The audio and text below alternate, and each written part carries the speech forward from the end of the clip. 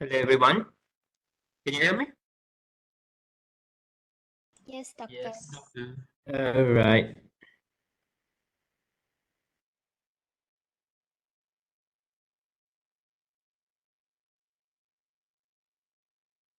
Okay. Okay. Assalamualaikum warahmatullahi and good afternoon. Before we start our session, let us recite Al-Fatihah.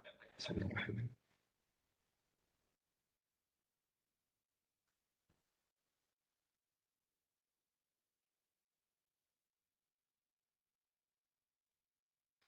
Bismillahirrahmanirrahim. Rabbi shrah li sadri wa yassir li amri wahlul 'uqdatam min lisani yafqahu qawli. Before that, I would like to share you the link for you to access to the data.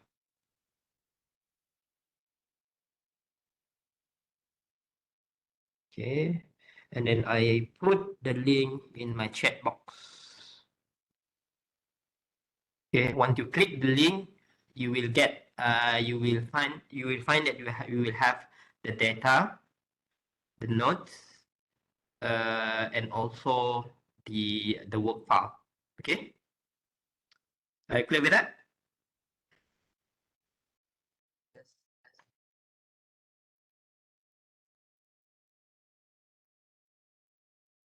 Okay, can I start? Are you ready? Yes, Prof. Yes. All right. Okay.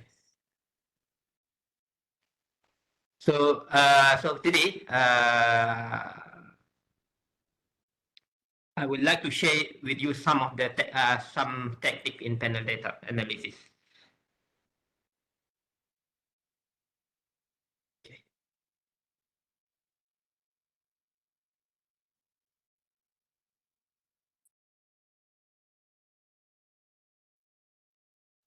Okay, we start with the short panel data.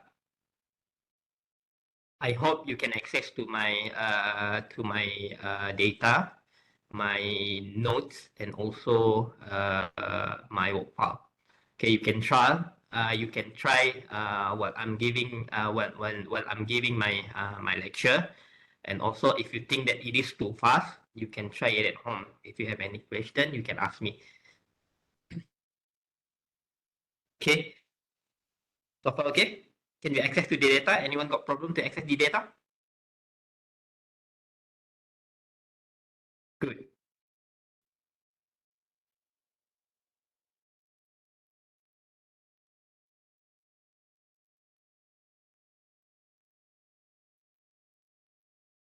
All right. This is just the just a short one. I would like to explain to you a basic of the type of data that normally we use for the analysis. The first one is the cross section data. Okay, and then you will identify whether the regression or the model refer to the cross sectional data or not, just referring to this I. Okay, and then if the model using the symbol of T, then it's referring to the time series data.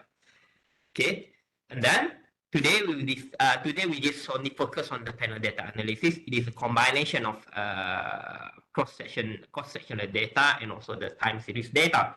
So if you look at the nature of the data itself, right? We combine the cross-section data and the nature of cross-section data and also the nature of time series data. We will find that we try to pull all data that we have that is with the cross-section and also the time series. Here we will find a problem. Okay, a problem here is that how are we going to harmonize all these characteristics so that we can come up with one how can I say we can come up with one regression or estimation that we can reverse, and the most important thing is that the estimation can be applied for all samples that we use. That's the thing. So in this case, actually, if we use panel data, the first problem and the basic problem that we need to cater is the we call it as the individual effect. The individual effect here refers to the characteristic of each each individual. Example, in this session we use country, right? Okay, we use country means that each of the country has its own characteristic, has its own demographics characteristic, has its own economic structure, has its own political system. These all things definitely different with other countries, but we want to come up with the evidence, right, to use samples like this so that we can have a reach of sample. The more, the better. And then we want to come up with a robust and valid, how can I say, a valid prediction. Then we need to harmonize the differences among the countries. That is the first. That is the basic problem when we use panel data analysis. Okay. Okay. So to deal with that, we need to know. We need to aware that in panel data analysis, actually we have three main model that normally we use to harmonize all differences across our sample. Okay, and then the first one is pool regression. Okay, the pool regression assumes that the differences among the country is acceptable. Example, if let's say I'm giving the example, if let's say we want to combine or we want to combine or to integrate across the countries, right? In Asia or in ASEAN itself, it is impossible. But in this case, the pool regression may be applicable if let's say we want to pull all sample by states or by province, maybe it can be acceptable because we share, like Malaysia, we have 13 to 14 states or divisions that share the same political system, that have the same demographic characteristic. Then that one still can consider that we still can accept the differences among the states. But however, if let's say we want to use multiple countries, okay, then we need to harmonize the individual effects here. Okay, to do with that, we can use random. Okay, random effect is a model that suggests for every differences, right? If example like language, right? We have different language, okay, and then these differences or the behavior of the citizen will be parked at this erratum.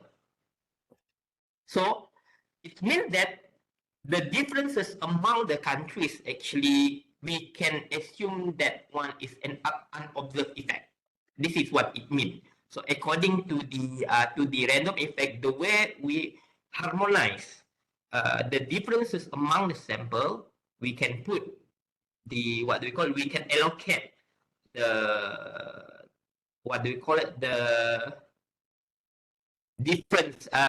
differences among those samples in erratum. Okay, and then the next one is the fixed effect model. Different with the random effect. Random effect, or park or allocate the differences among the differences characteristics, or we call it as individual effect at random at the erratum. But in this case, we put it at the constant variable.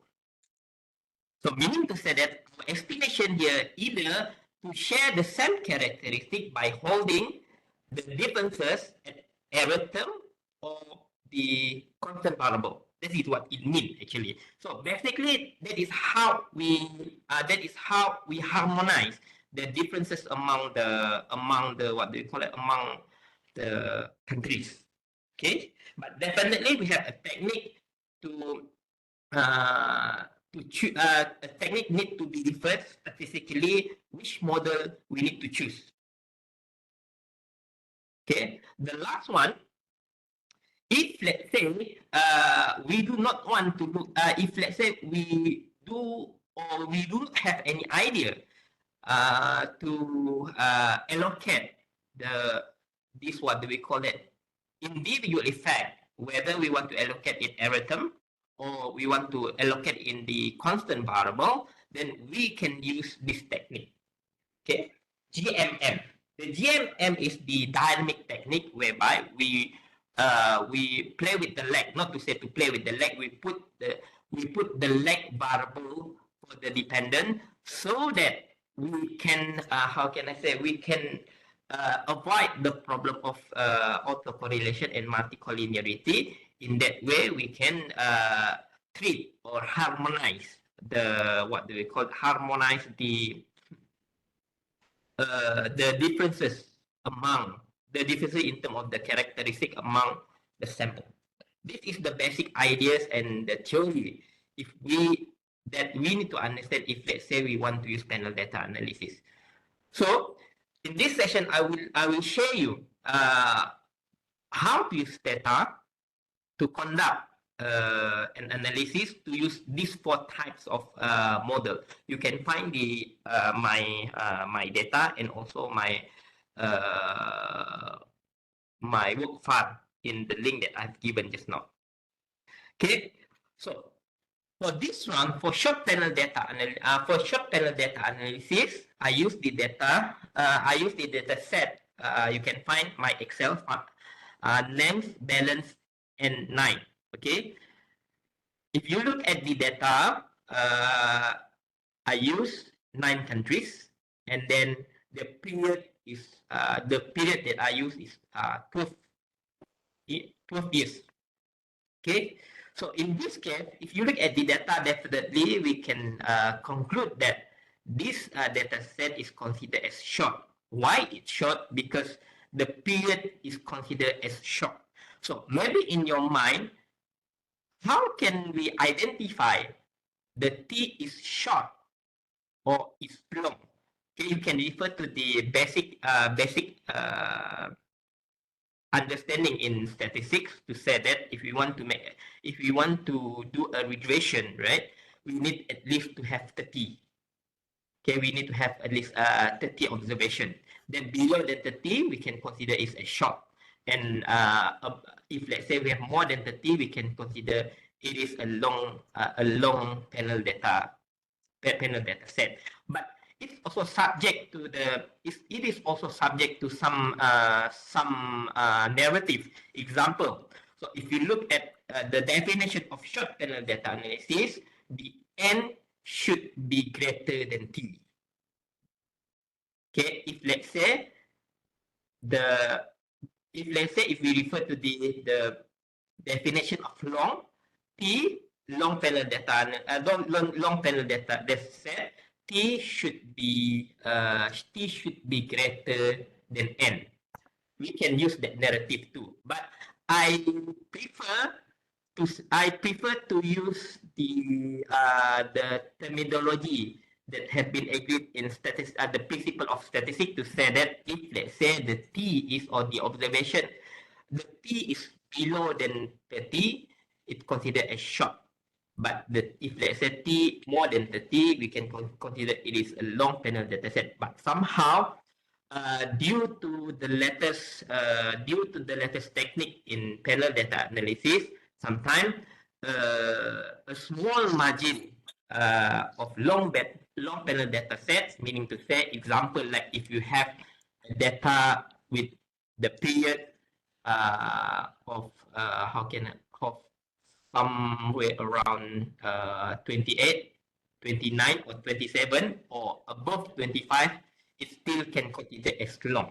But then somehow it actually still depend on still depend on the nature of the data set actually.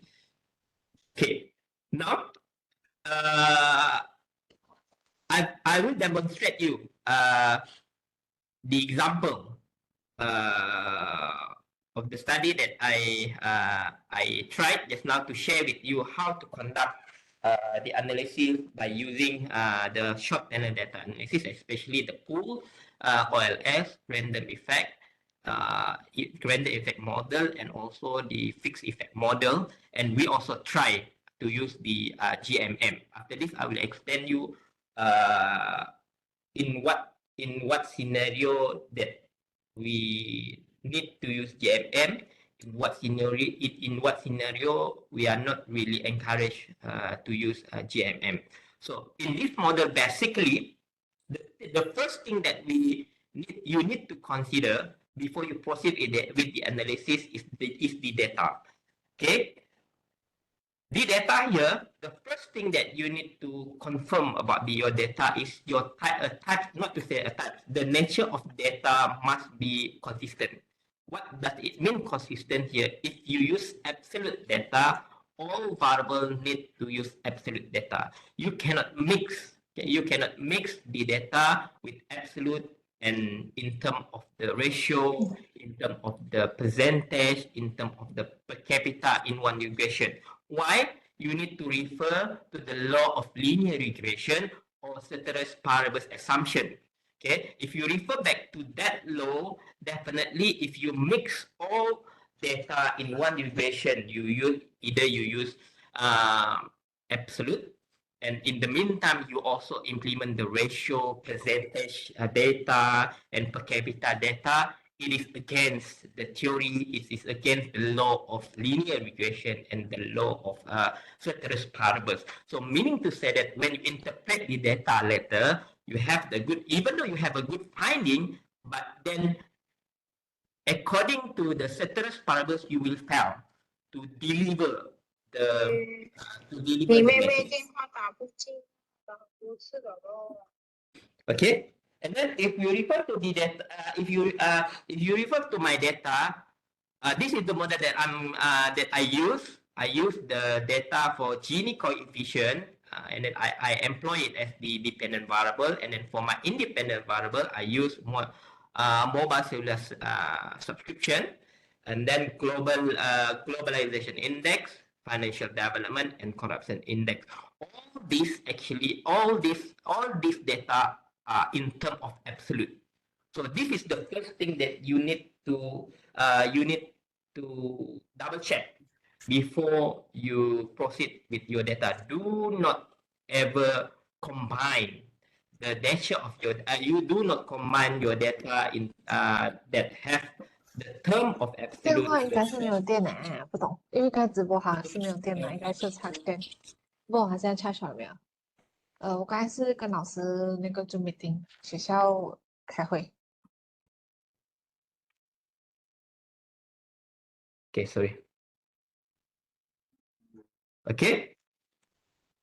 Okay, this is the data. This is the model. Okay, the first of all, you need to once you insert your data in the data, okay, you need to inform the data to acknowledge the data on what type on a nature of data that you want to that you have insert. Okay, you can use the what do you call you can use this command set hot year. From this, okay, from if once you enter this code and then this data is able to read the data that you insert in this data, and then definitely data will respond you a type the structure of your panel data that you have insert in this data. Okay, like this example, and this data will respond back that the data acknowledge your data. Okay, and then secondly, you need to log the data. Okay, you need to log the data. Why? Why we need to log the data? Because we want to standardize the value of the data. Example, in my case, I utilize the Gini coefficient, globalization, uh, mobile subscription, and then financial development, and also the corruption index. So the range, I mean the scale of the data all different. Okay, then one of the best thing that we can do is to log the data. Okay, moment, I have a question just now. I open the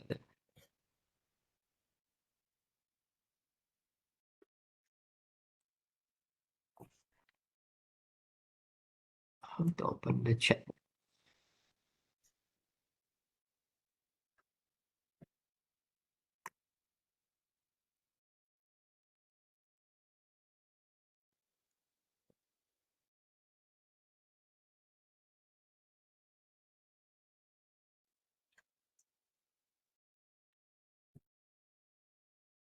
Okay.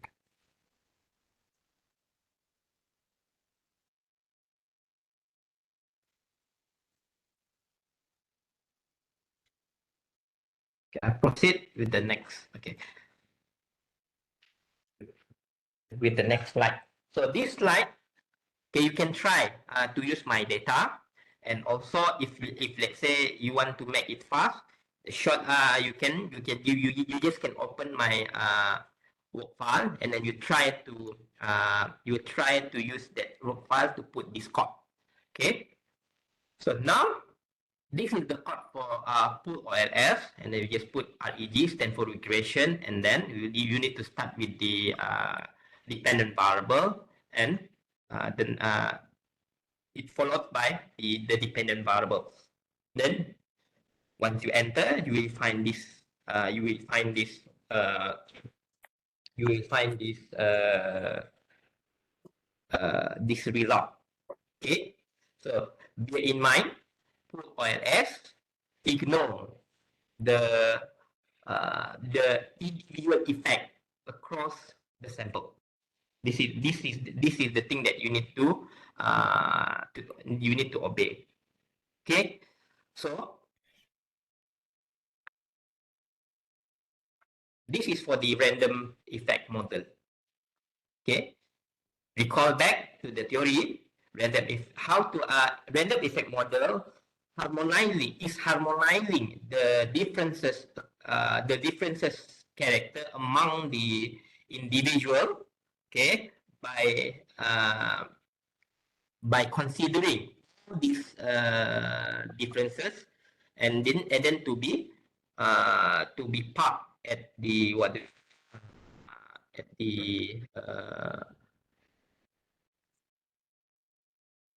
the arithmetic. Okay, so definitely, if you refer to the result, especially the coefficient, definitely random effect suggests different result. Okay, and then the next one. Okay, before we go to the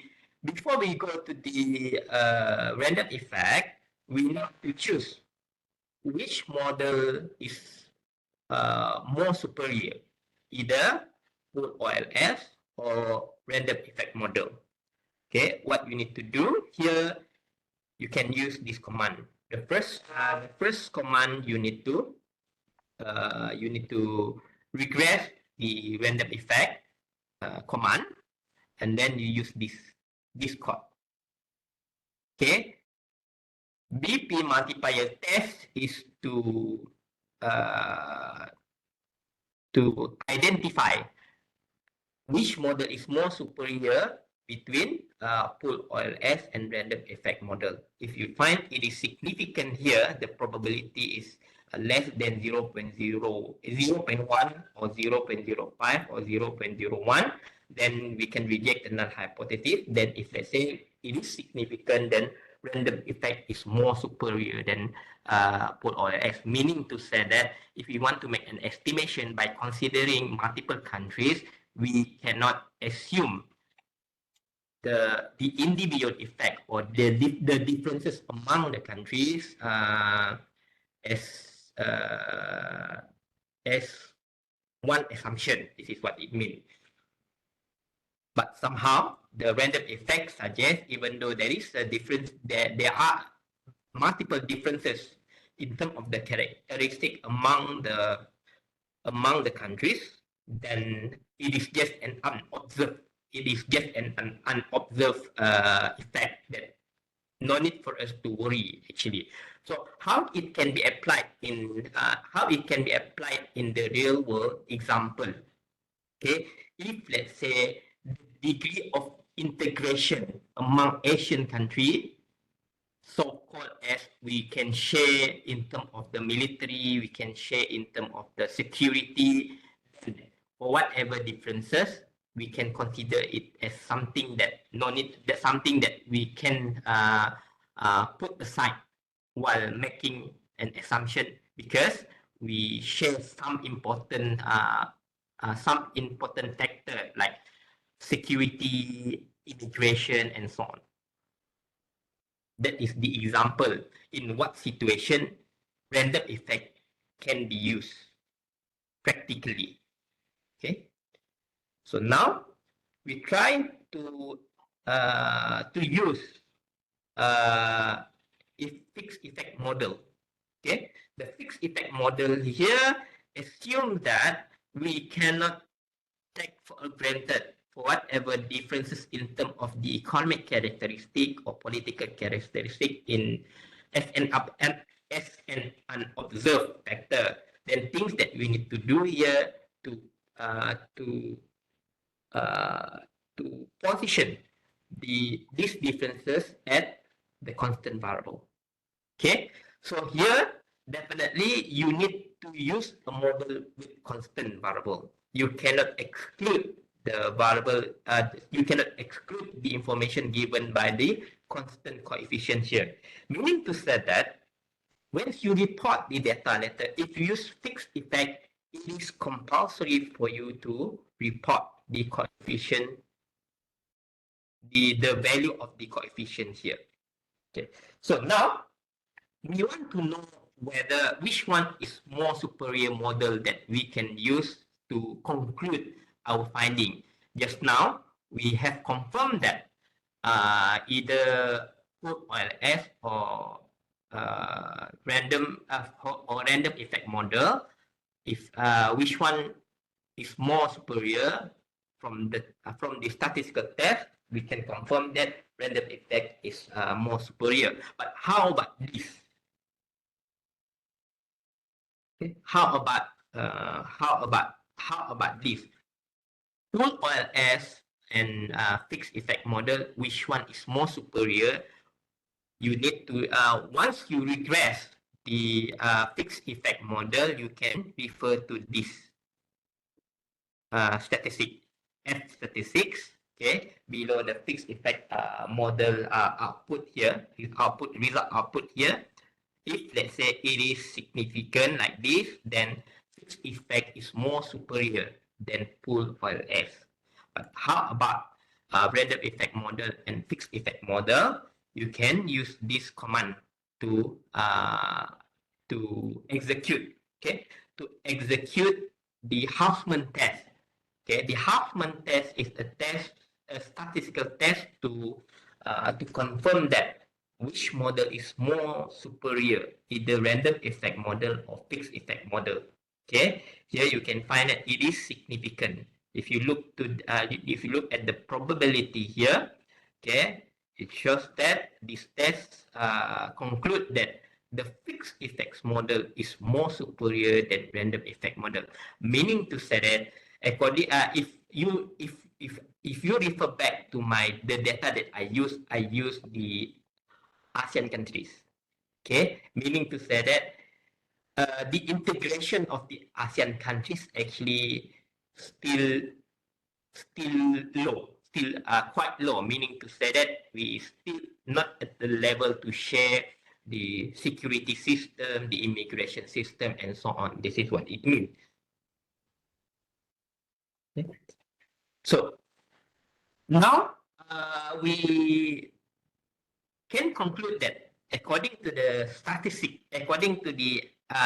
evidence from the statistical tools, that the fixed effect model is more superior. Okay, if you look at this result, okay, this result conclude that subscription has a negative relationship with Gini coefficient. What does it mean? If let's say people access to the internet using mobile, then it can reduce the income inequality. This is what it means. Okay, and then the globalization index. If let's say the economy is more globalized, so it can help the countries to improve their income inequality. And we find here the financial development is insignificant. The corruption index here, according to the theory, if the corruption index is increased, then it will cause to income inequality to be widened. This is what it means. So in this this finding seems like it's according to the theory or the general thinking. Okay, somehow, even though we actually, according to the statistic, to say that fixed effect is more superior, but we need to do a diagnostic testing. Okay, a diagnostic testing here is very important for us to confirm that, let's say in this case, the fixed effect is in a good fit. In a good fit here means that our estimation is robust. Our estimation is quite effective to conclude the relationship of the factor that we want to explore. This is what it means. So to do the diagnostic testing, the first diagnostic testing that you need to do is the multicollinearity test. Okay, this is the command that you can use to check whether your estimation is free from the multicollinearity problem. Here, as you can see, the mean BIF value is below than 10. Some of the literature argue that if, let's say, the mean BIF below than 10, then your model or the interaction among your dependent and independent variable are free from multicollinearity problem. But if you refer to the Journal of Econometrics, they are quite strict with these numbers. They suggest that if they say the mean VIF below than 5, then your model is free from a multicollinearity problem. Okay, this is the first diagnostic testing. Okay, the second one, heterogeneity test. Okay, in the Stata, you can use this command. Okay, this command should be, this test should be significant. But now, in this case, it is not significant, meaning to say that our problem has the problem of heterogeneity. Okay, and then the last one, we also need to check whether our model has a problem of autocorrelation or not. In this case, why we need to check whether our model has the problem of autocorrelation? Because in our panel data set, we have T. Even though our T is considered as short, still we need to check whether we have a problem of autocorrelation or not. So in the Stata, you need to use this command. If, let's say, you find that the test is significant like this, meaning to say that your model has a problem of autocorrelation. What I want to deliver here is that this. The result that I explained to you just now Okay, even though it is according to the theory, it is not against the what do we call that, the general thought, but statistically, our diagnostic testing indicates that our model is not in a good fit. Meaning to say that what do we call that? Our estimation is full with doubt. This is what it means. So it's full with doubt. Okay, now how can we adjust, or what is the remedy if, let's say, we are facing all of this diagnostic testing fails to suggest that our superior model is in a good fit. Okay, so we can use this. Okay, as the adjusted fixed effect model to fix the problem of heterogeneity and the autocorrelation, because in this diagnostic testing we find that the problem of we are free from the problem of multicollinearity, but then we have a problem with this heterogeneity and autocorrelation. So we can adjust the fixed effect model to relax, okay, not to remove but to relax the problem of heterogeneity and also the autocorrelation. So with this command, okay, with this command, then we find that after we relax these two problems, we find that the mobile subscription is insignificant. If just now it is significant, but in this case, it is insignificant. The globalization index still significant with negative signs. Is still according to the theory, according to the general thought. The financial development is consistent with our previous result, and the corruption index here also consistent with our previous result. Okay. Now, so we conclude that this is our superior model. Okay, fixed effect model is the most superior model according to the statistical test, and then also we come up with the remedy to relax the problem of heterogeneity and also the autocorrelation. This is the result, and we have confidence to say that this estimation and this information is robust because our model is in a good fit. Okay, and then another thing that you need to understand, this is the linear estimation, and this is in other words, we can say that this is a direct impact of independent variable on a dependent variable. Maybe we are not really, how can I say, we are not really satisfied with the result, especially the mobile subscription.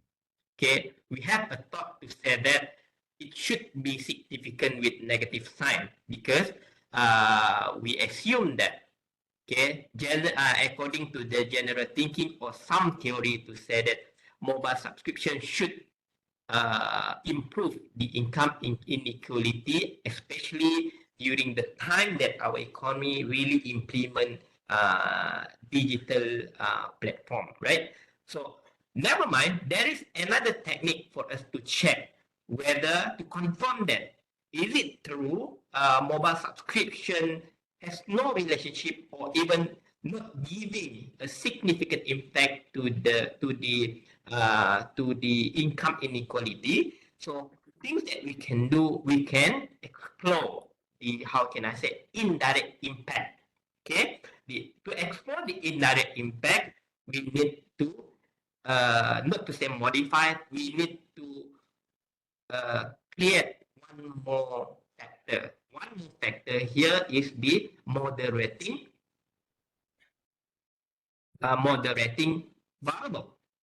Okay, the moderating variable here that I suggest is the interaction between globalization index and mobile cellular subscription will improve the income inequality. My idea is that if, let's say, the economy is not so globalized, the mobile cellular subscription will not be able to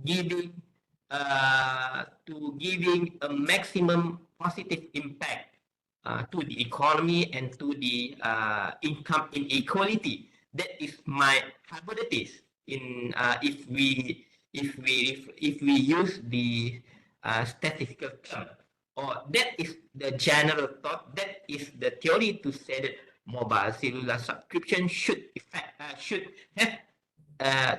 integrate with globalization index in order to improve the income inequality. So we can check whether our thought or our hypothesis is statistically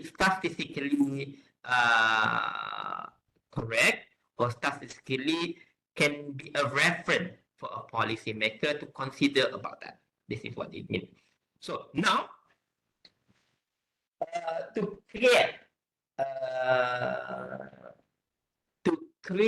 the moderating variable, okay, we will compose the new variable derived from mobile subscription data times by globalization index. Okay. Now we need some mathematical techniques to compose this variable, because if we simply times the mobile subscription and the globalization index without some adjustment and some remedy, our model will face a problem of multicollinearity. So things that we need to do, we need to how can I say, we need to create, or we need to compose the new variable to represent the moderating variable using, this is what we call as demeaning. Okay, demeaning technique. Okay, the demeaning technique, you can refer to my my Excel part. The way I how can I say, the way I create the model using demeaning technique. Okay, the demeaning technique is the idea to remove the mean value for each series. Okay, the mean value for each observation and series. Once we remove the mean series, then we can relax. I repeat it again. I use the word of relax, not to remove the problem of multicollinearity, but to relax the problem of collinearity in our moderating variable. So definitely you will find that your data has a negative value. Not all, maybe some. Okay. So definitely, if let's say the value is in a negative term, we are unable to simply log it. So there is a technique to log a data that is in negative term. Okay, so how to do that? Okay, just now we have converted all the dependent and independent variable into log. Now we have the new variable. Okay, the new variable here, the moderating variable. Things that you need to do once you create this series. Okay, I name it as D underscore globe underscore mobile subscription. So we need to log it, since there is since some of the series, some of the observation have a negative term, then we need to log by using this technique. So first, you need to regress, or to check, or to identify what is the minimum value and the maximum value in this series. Okay, in this case, we find this is the minimum value, and then you regress, and then you, how can I say, you compose the variable using this technique. You can see here, this is the name of the new variable. Our, how can I say, how our our the moderating variable. Okay, and then we simply put the value of the minimum value here without signs. Okay, if you look here carefully, the minimum value here, okay, 5.34 e plus 0.9. But here, Individual, plus individual 5.35 e plus 0.9. So I add on 1 here. visual. Why? Because I want to ensure that all series is confirmed positive. Okay.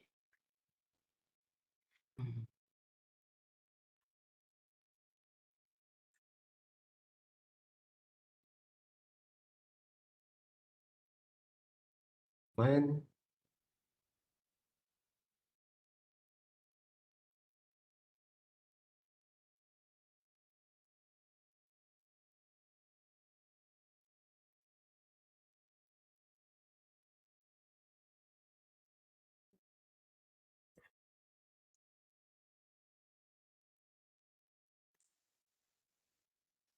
Okay. Now we have our, what do we call that? Our moderating variable in a term, in a log term. Okay. Okay. Now we have identified that just now the fixed effect model is the most superior model, okay, across crude oil S and also random effect model. Okay, so if we want to regress this moderating model, no need for you to go through the step to double confirm that whether which one is the more superior model. Okay, like to identify whether the output or S or random effect is more superior or not. We just stick with the conclusion that we have met just now. The fixed effect model is more superior. So now I use the fixed effect model without adjustment. Okay, I want to know the result. Okay,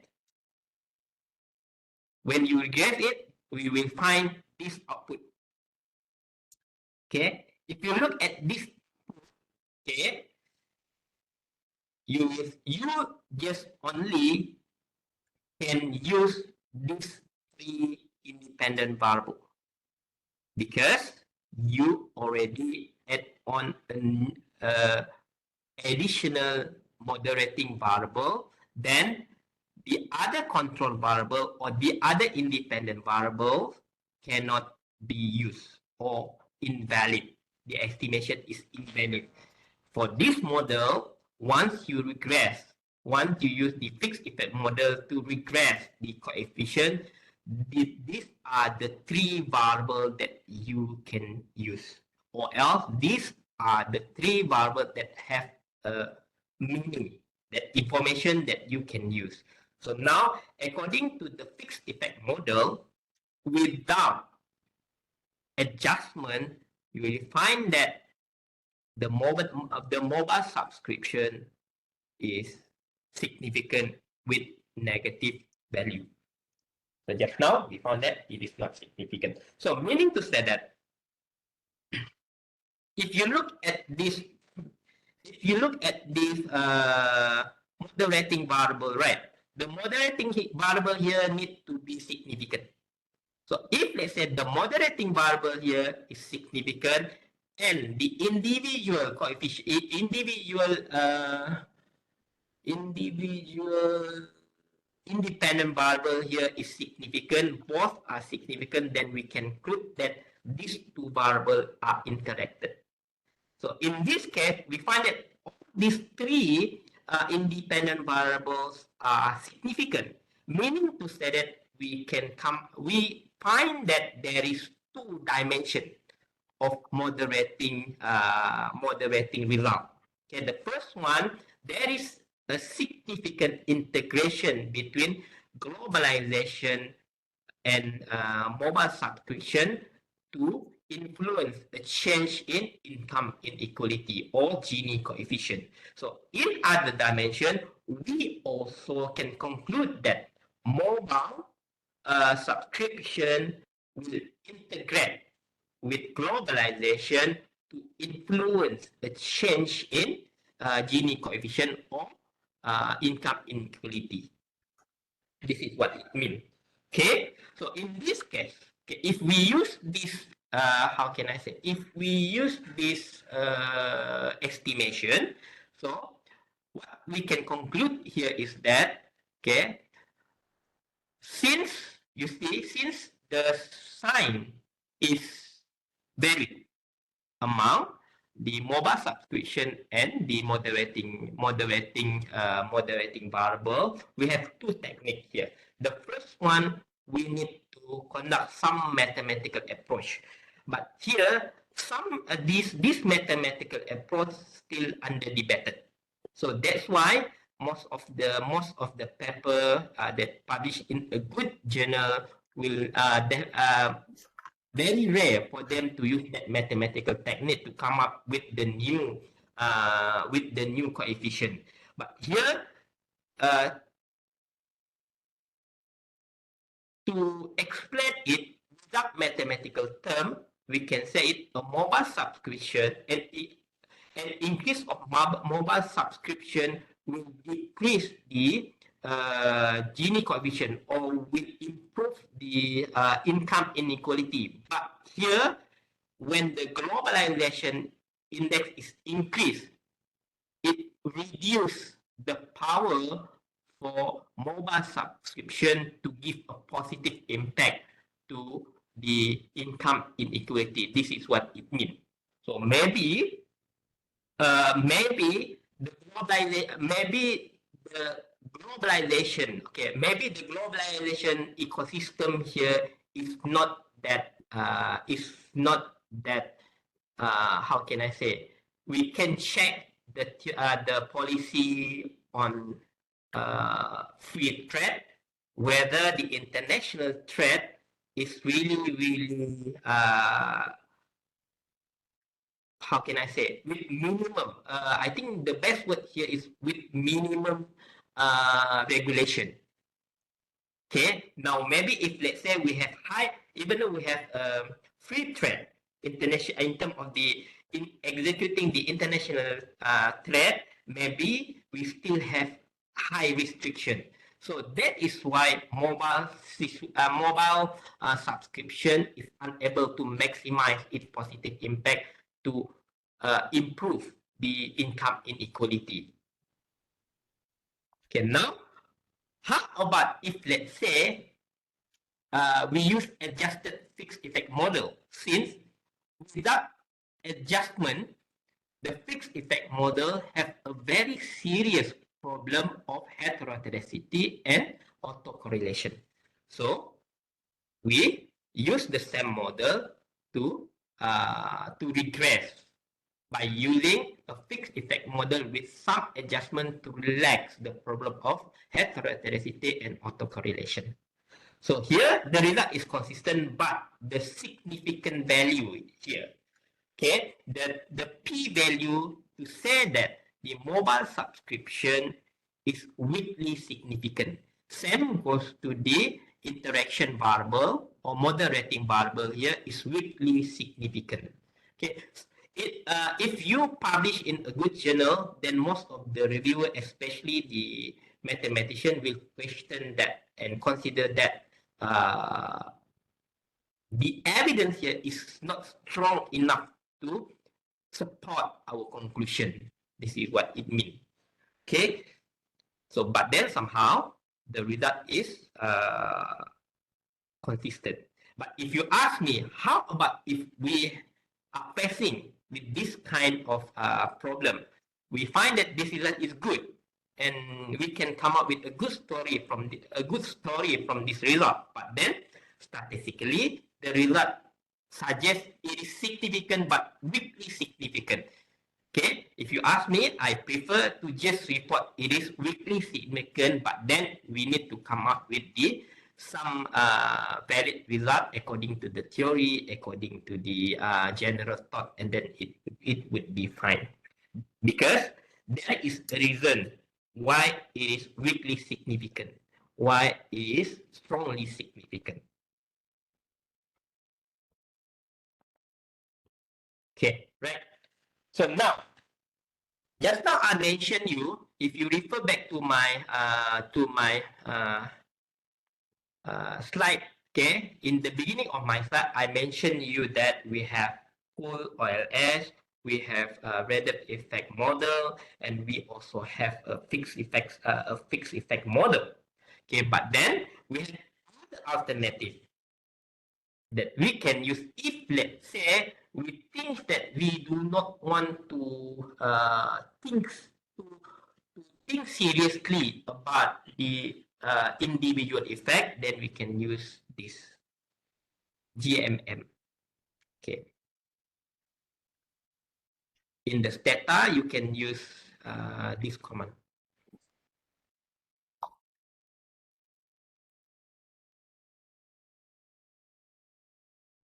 Okay. Sorry. Where is the... Okay, you can use this command. But before that, not all data and not all model, you can simply use GMM. You need to look at the nature. Okay, in this case, okay, if you use my model, definitely I can conclude that this is my opinion to say that my model is not suitable to use dynamic. Why? Because I mostly use economic indicator. Okay, if you use economic indicator, normally the economic indicator believes on the long run assumption, in long run behavior. So in this case, if let's say the nature of the data believe in long run behavior, example, okay, so like GDP, normally we can conclude whether our economy is growing, then we refer to the value of GDP, but not monthly GDP, but not quarterly GDP, but then we still need to wait a year.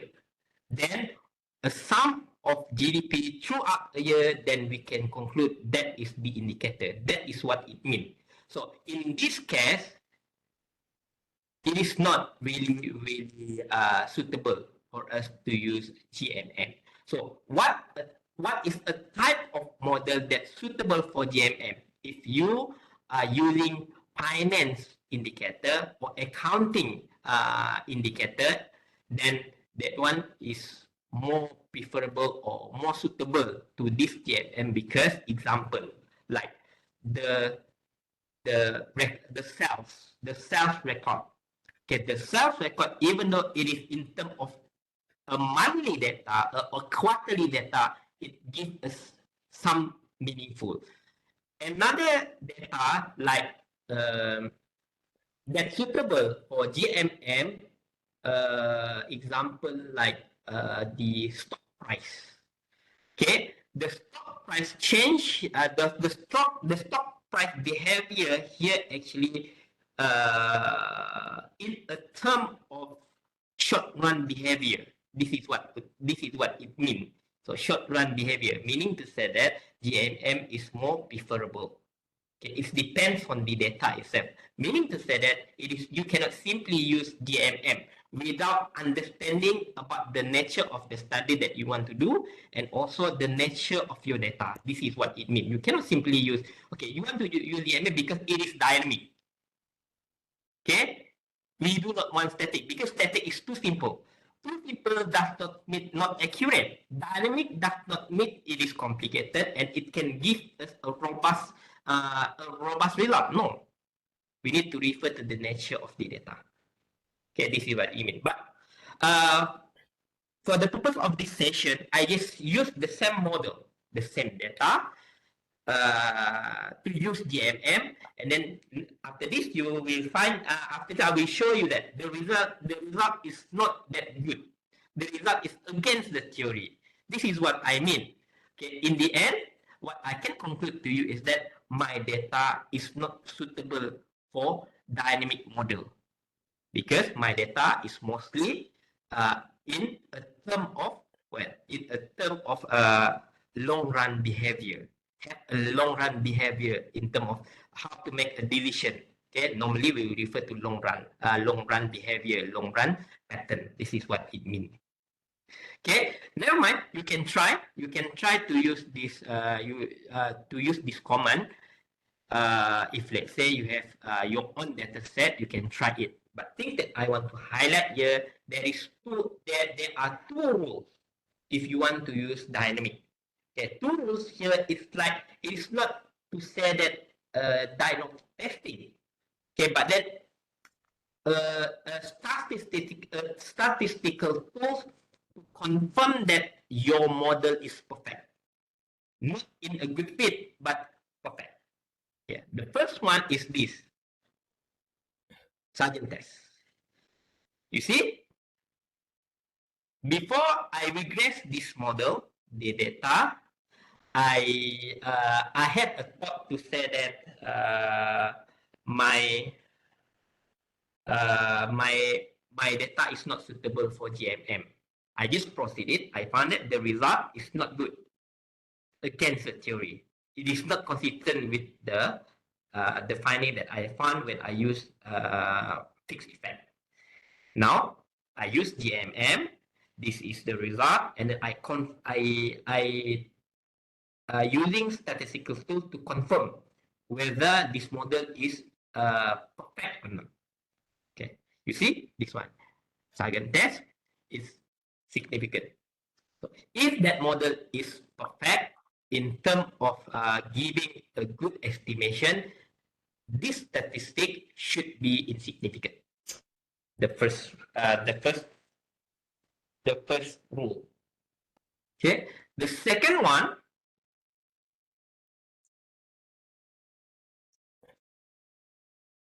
Okay, the second one actually I have yet I didn't report here. Okay, the second one there is another test for that. If I'm not mistaken, let me check. Okay, it's again. Okay, let me show you.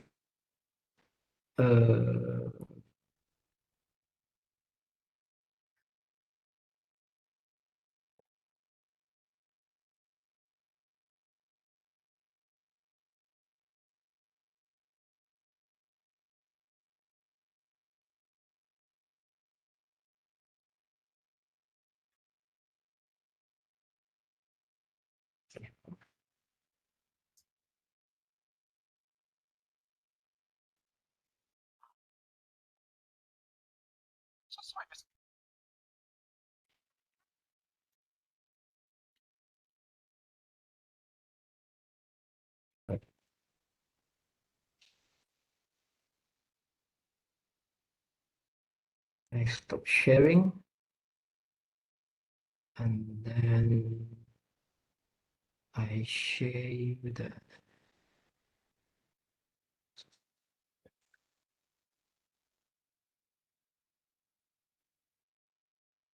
Okay, you see here.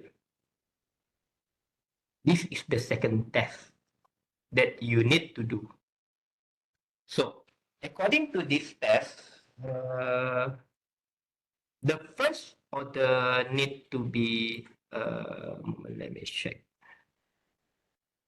Okay, the first order need to be significant. The second order need to be insignificant. So in this case, both are not significant, then, as I told you, GMM is not suitable with my model. This is what it means. Okay. So far, do you have any question to ask before I proceed to the long run, to long panel data?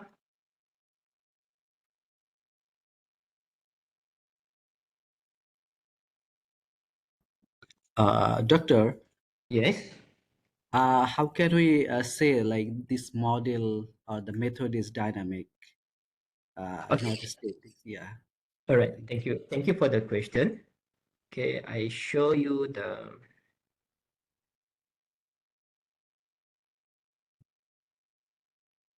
I found just now got someone inbox me to ask me a question, but suddenly it is suddenly not appear in my inbox. Is it possible for you to retype it again? Rewrite it again for me? So related to that question, let me show you that one.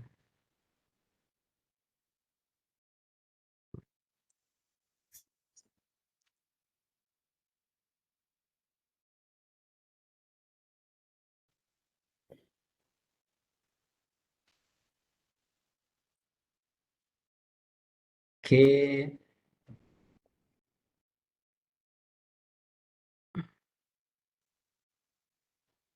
To know whether the model is static or dynamic is this.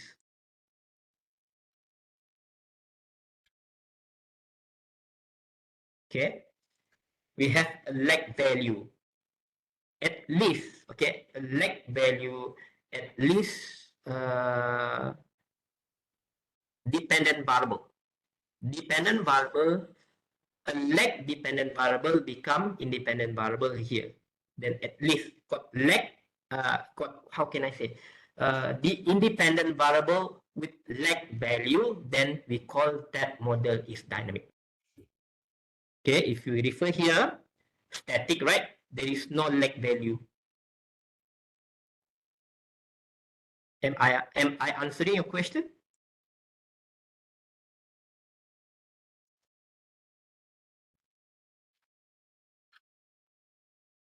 Okay. So far so good. Anyone have a problem to access my data? Okay. Moment. I found just now asked me a question, but then okay. May I know if data is negative can be logged how? In accounting variables negative performance. Yeah. Okay. I show you how. If you refer to my slide,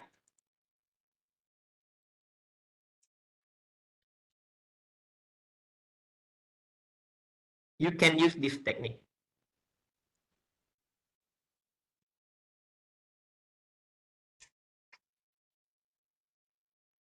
You can use this technique. As I told you, when I'm doing a demeaning technique, then my variable become negative.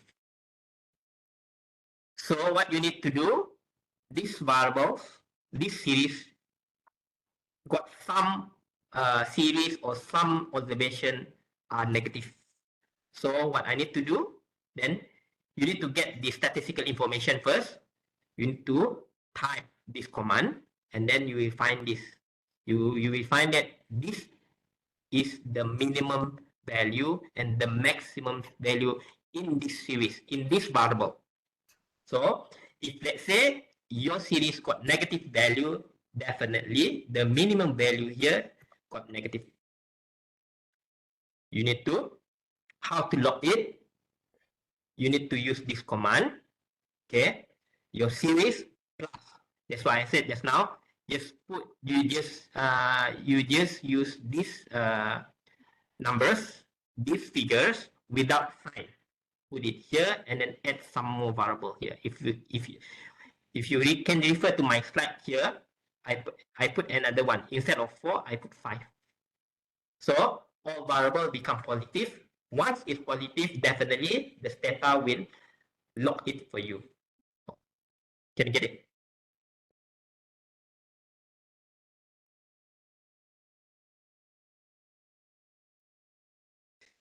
Okay, how do I select the moderating variable?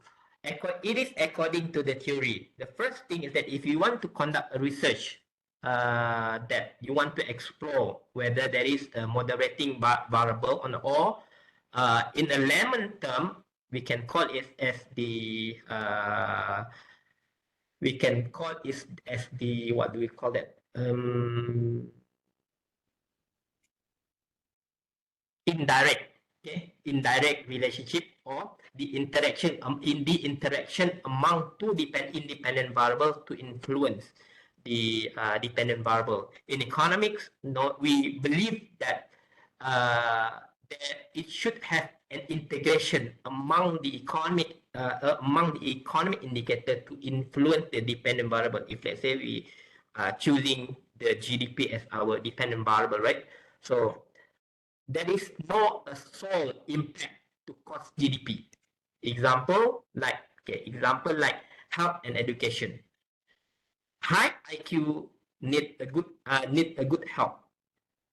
If let's say you have a good IQ but your health is not that good, your IQ is not giving a maximum impact to GDP. This is what it means.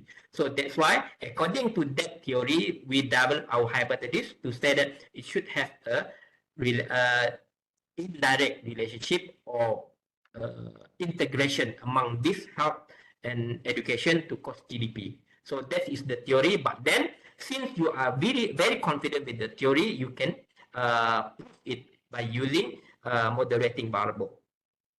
Okay. So how to handle the missing value in panel data set? The first one, you can use the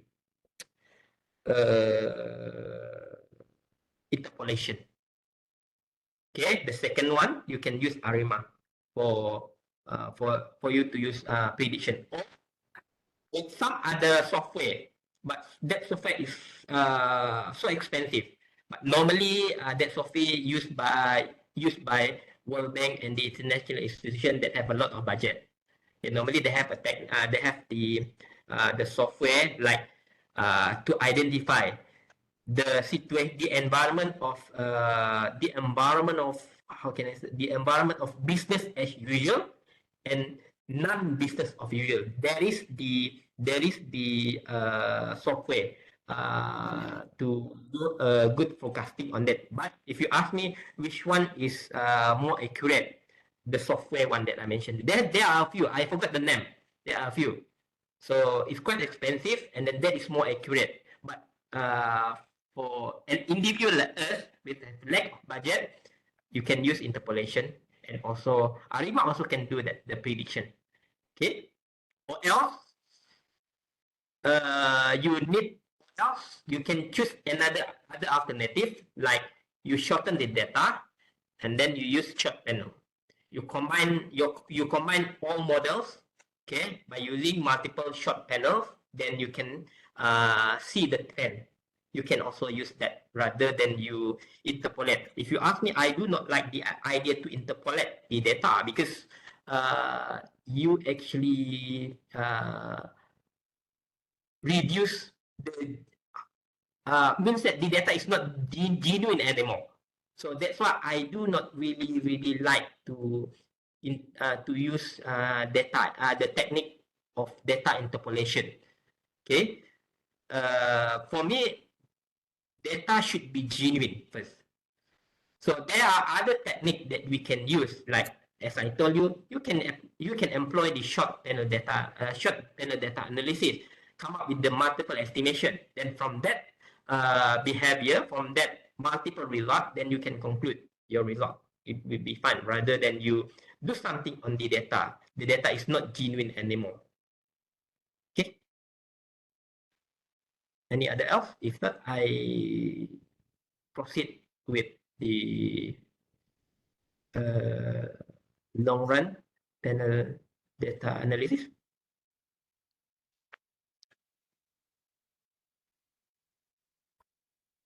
Fakir, I found some research on stock price volatility and EG use both. Okay.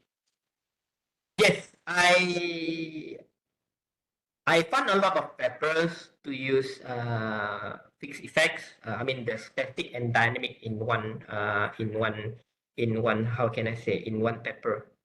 So actually it is, how can I say, mathematically, okay, when we look at a mathematics perspective, nothing wrong with that. But if we have a wisdom, in this case, I am an economist, I look at my wisdom is more to economic fundamental, then I find that, like I said, the nature of the data is not suitable for us to use GMM because the decision or the changes for each series or each variable or each observation here in terms of long run behavior, we need to wait 1 year, at least 1 year, to conclude the situation in that for that particular factor. So that one is not for me.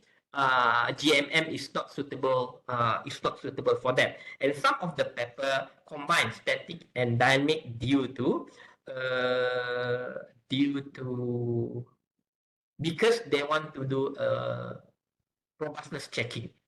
That's the thing. But as I told you, if you look at the mathematic fundamental, mathematic narrative, there is no wrong. If let's say you want to do both and the conclusion from both. But for me, I have my own wisdom.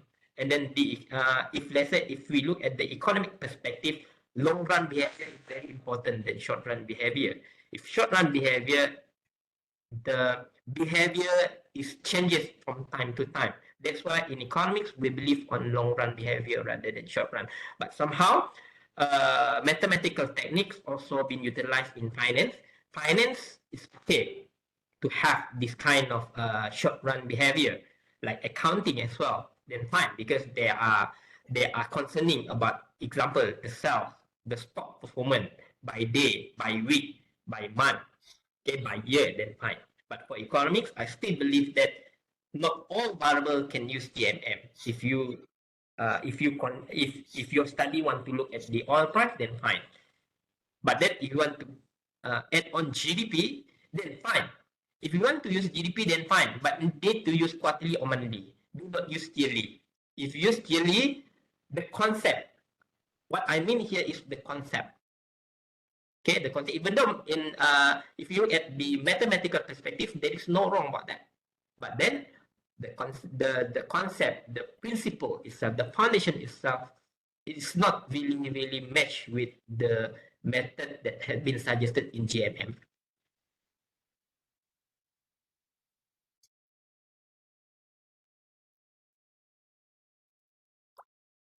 Okay.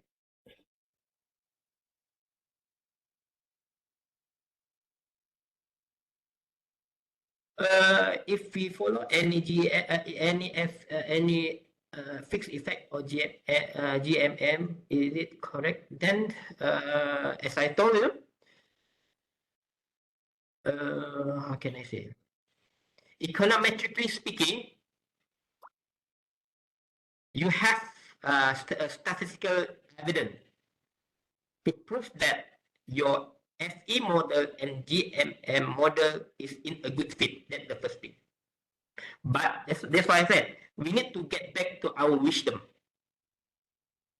Okay, when we interpret that, yes, we can use for whatever method that we have mathematically. But then when we interpret it, that has giving us a meaning. Okay, does it represent to the nature of the data?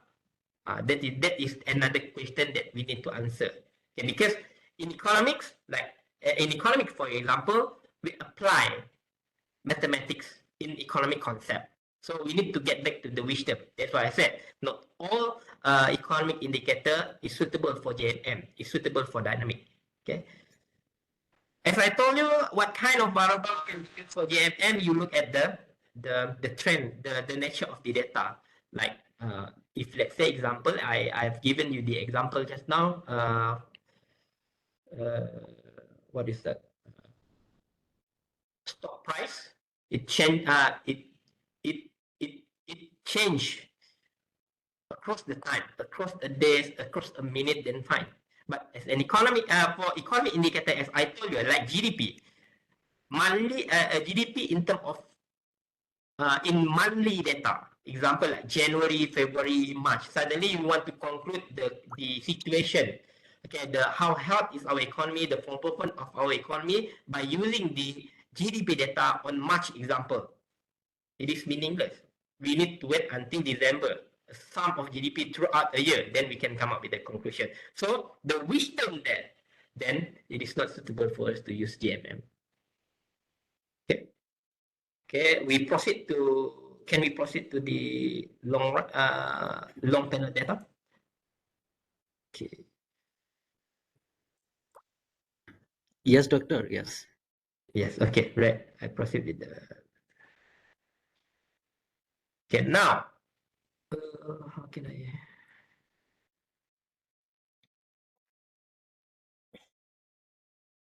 how to enlarge it?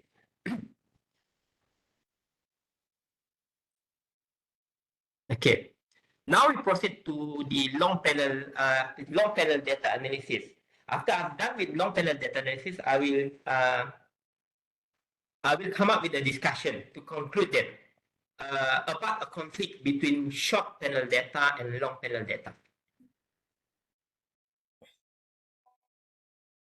Okay, before that, a long panel data, right? We have longer T, as I mentioned to you just now. How can we identify what is the definition of long? What is the definition of short? Right? So as I told you, according to, if we hold to the principle of statistics, then below, if T below than 30 is considered as short. If let's say T more than 30, then it's considered as long. But if we look at the econometrics perspective, different. Statistics, different. Econometric, another subject. Econometric to suggest that if let's say your N greater than T, regardless, example, okay, your T is 30 and your N 50, right? It's considered as short. According to, if we look at the econometrics perspective. If let's say the T greater than N, let's say your T 40, but your N 15 is considered as long. But if you ask me, I prefer to use statistics terminology. If let's say your T is below than 30, it's considered as short. If let's say your T is below than more than 30, it's considered as long. Secondly, you need to look carefully. If you refer to the law of statistics to say that it is not a numbers of observation or a numbers of T to identify that series considered as long or short, because for whatever statistics division letter, let's say we want to make a decision when we refer to the T statistic, we are not looking at the observation, we are looking at the what degree of freedom.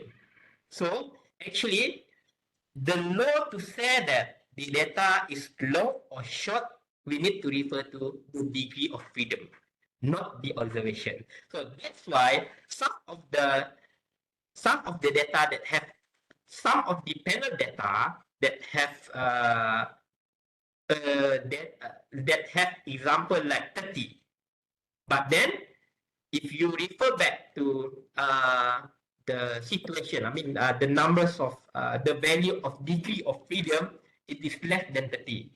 It's still considered as long. That's why I said just now, sometimes if let's say it's short than 30 with small margin, it's considered as long.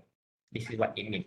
So basically, if you want to do the long panel data set, let's say now, okay, I use the concept, okay, I hold to the fact of statistics, okay, the principle of statistics to say that the T is less, is more than 30, then we consider that is long. Okay, let's say we have that kind of data. Okay, So if that kind of data, you need to follow this procedure. In this session, I just share you a static static data analysis only. If let's say we have long, okay, if let's say we have long panel data. So first thing that we need to do, we need to do a test of cross-section, cross-sectional dependency. Okay, after this, I will explain you in brief what does it mean by the cross-section dependency. Okay, just forget about the nonlinearity. You just focus on the arrow to the linear because we are not going to cover the non-linear. Okay, then we can choose whether to use the pool, whether we want to use the heterogeneous estimation or standard estimation or heterogeneous with cross-section dependent. So CD here, cross-sectional dependent. What does it mean by the cross-sectional dependent? Okay, there's nothing to do with the problem of multicollinearity. There is nothing to do with the heterogeneity problem. There is nothing to do with the problem of autocorrelation. Cross-section dependence is more to the problem of double counted. Example. Okay, in Asian 5. Okay, example, okay. We look at Malaysia and Singapore. Okay, the value of international trade in Malaysia and also in Singapore contributed by both of these countries. And the value of this international trade also contributed to GDP. The problem here, if we put GDP and we also consider the factor or the indicator of international trade in our model, then we have a problem of cross-sectional dependence. This is what it means. So it's more to the ideology of to relax the problem of double counted. As I told you, it is difficult for us to remove the double counted problem.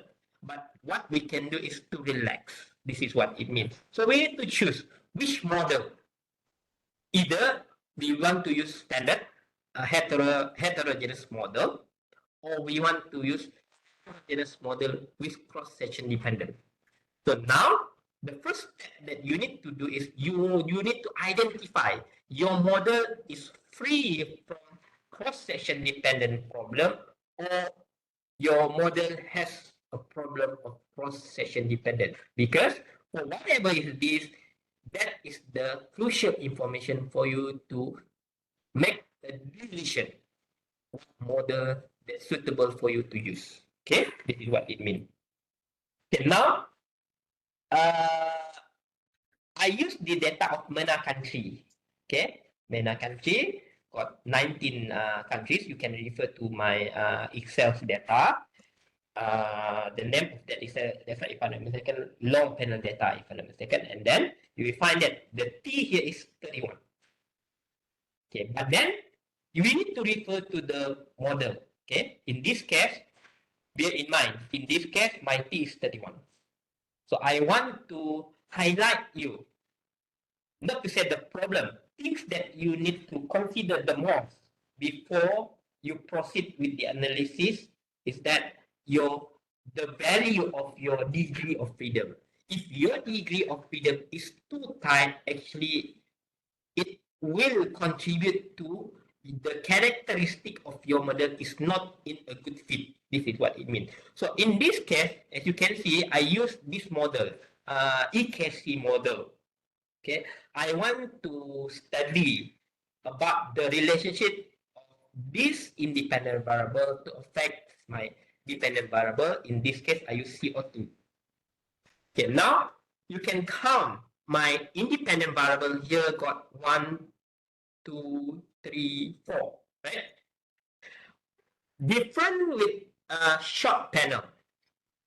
If the short panel, you can conclude that your observation here is n times t. Example like this. Okay, if you short, short panel data analysis, your observation here is 19 times 31. It is a big data. So definitely, we do not have a problem about degree of freedom. We will talk about that in the end of my lecture. Okay.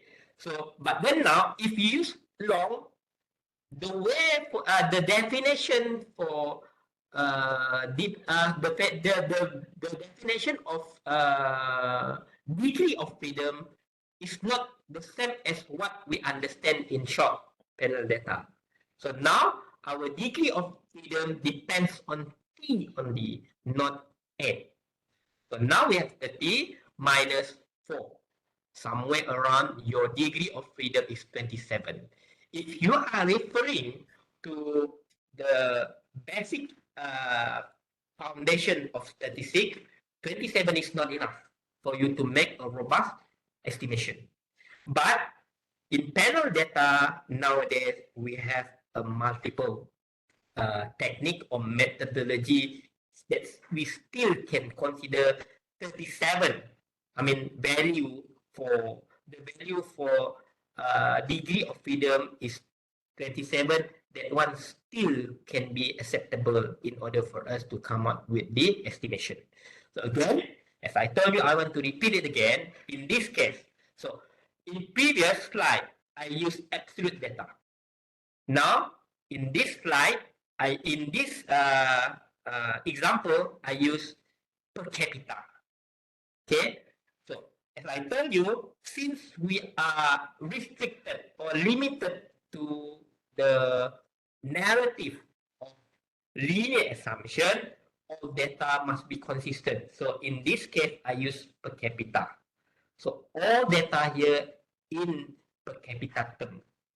I repeat again, you cannot.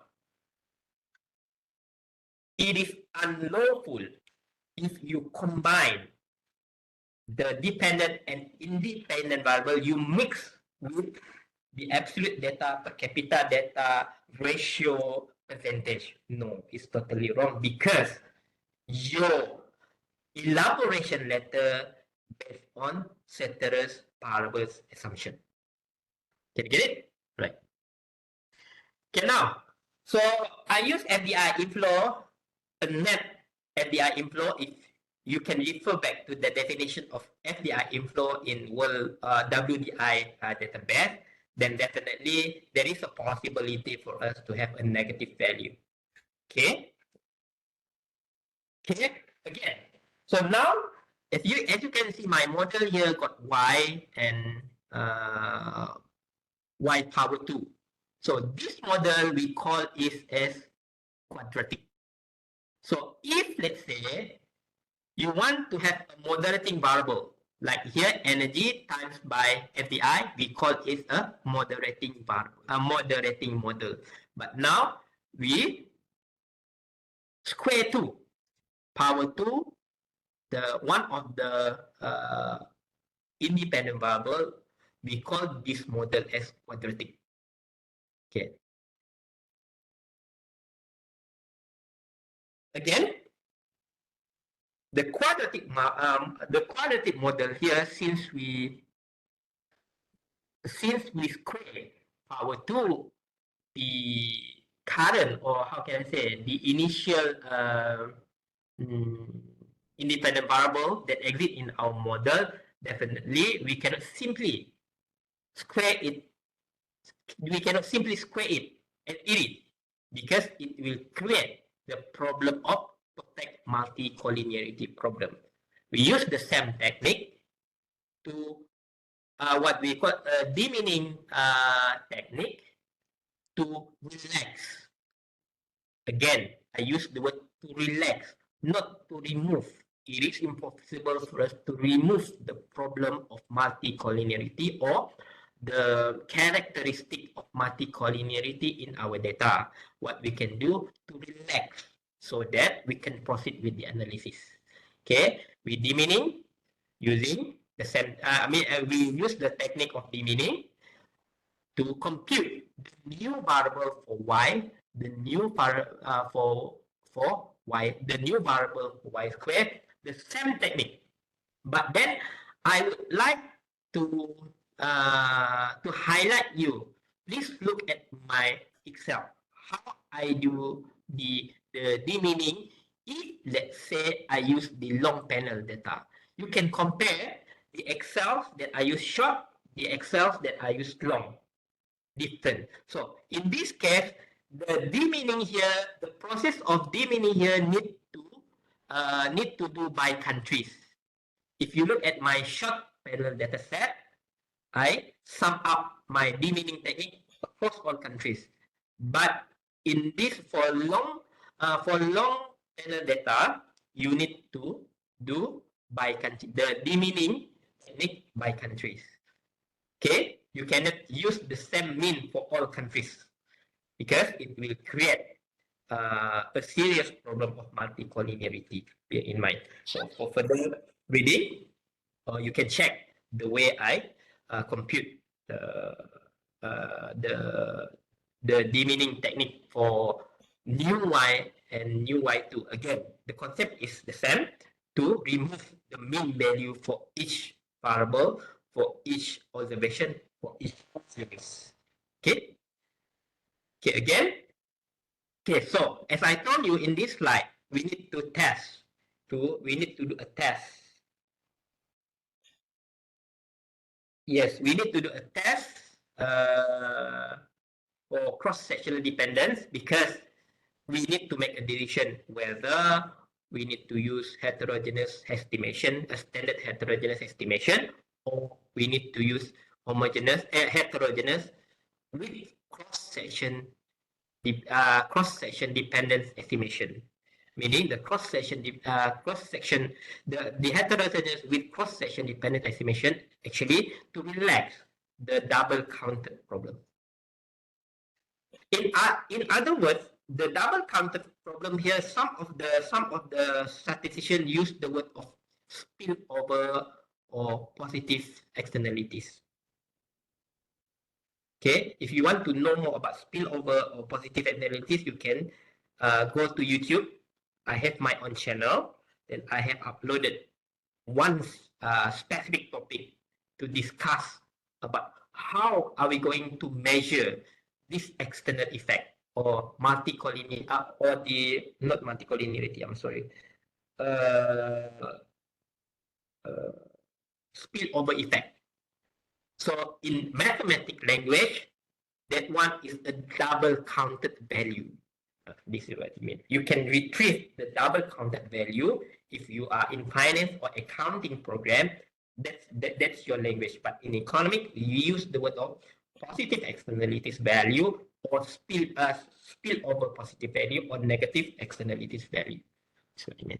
So we need to run a test, okay, for cross-section dependent test. Okay, now you can see we have three types of tests. Okay, the first one is we are using Pesaran technique. Okay. Okay. All right. And then another one freeze, and then another one fitment. We need to use three. Okay. Sometimes if you look at my result, a mix. So Pesaran test suggests is insignificant, meaning to say that there is no double counted happen in my model. But then according to freeze and fitment, yes, it is. Okay. So which one we need to follow? Another question. So normally, yeah, it is very subjective. If you want to report it, you need to follow majority. So the majority here to say that freeze and fitment, to say that there is a problem of the problem of cross-section dependent test. That is okay. Since we have the problem of cross-section dependence, meaning to say that we cannot simply to use the standard heterogeneous estimation. And for your information, pool OLS, random effect model, and fixed effects model, pool is homogeneous estimation. Sorry. So for random effect model and fixed effect model, both are heterogeneous but without cross-section dependent. Meaning to say that this model ignore the problem of cross-section dependent. This is what it means. So in this case, the test suggests majority. We need to use what do we call it? We need to use heterogeneous with cross-section dependence. Okay. First, Dr. Ju? if you look at the if you look at the Dr. Ju and command, right? Yeah. I start with random effect first. Okay, then regress the test. Another another method we need to use FE, fixed effects model. Then from that fixed effect model we run this. Not to say yes, surprisingly, if I use the baseline model fixed effect to identify whether my model has a cross-section dependence or not, all methods here, Pasaran, freeze, and fitment agrees my model have a problem of cross-section dependence. Let me show you what things that we can run. What model that we can use. Previous years and next previous years, but we have Excuse me, sir. n must be on there. Sir, I think you're not sharing your screen. So cannot use water. Sorry? You are not sharing your screen, sir. Your slides.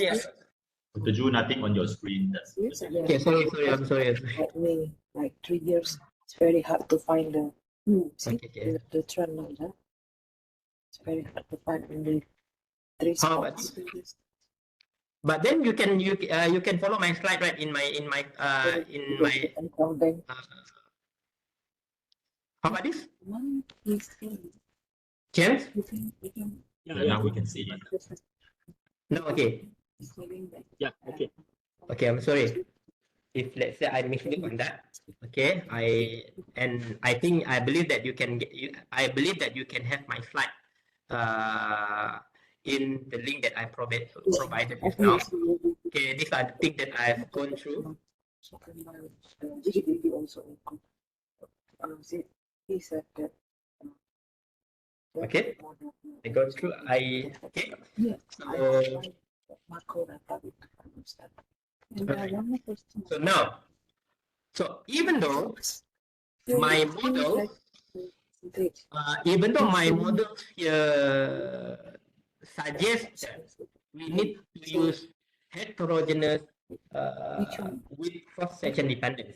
But for the purpose of learning, I will show you how Mine we is in. use the standard heterogeneous estimation. Percentage, right? So bear in mind, I I will show you the technique. I will show you, this is the code. This is the command. I will show you straight So it will be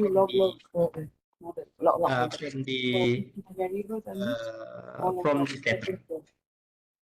Okay. Also, only for a good for the absolute data. But I saw you see the model, the Gini, blah blah blah, and then the Gini also, right? And then the GDP also there, GDP absolute, and then another one subscript also index. I think there is index in the model variables. He's good actually. Yes, I think how can okay, done. Sorry. Okay, are you ready? Now I show you my screen.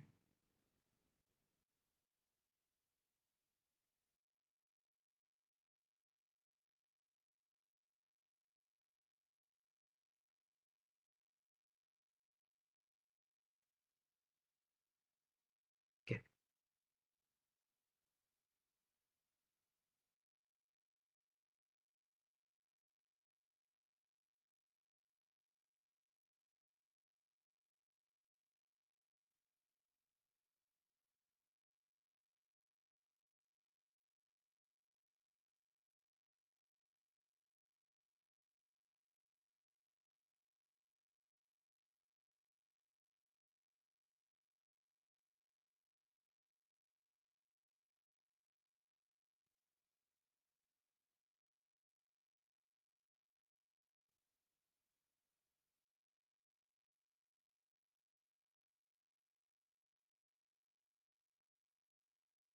Okay, I'm gonna share you my Stata.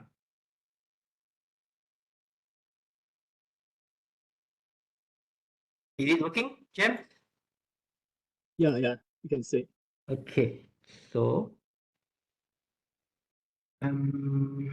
okay, this is my work file. You can get my work file from the link that I provided just now. Okay, so now we proceed with this first. Heterogeneous without cross-section dependence.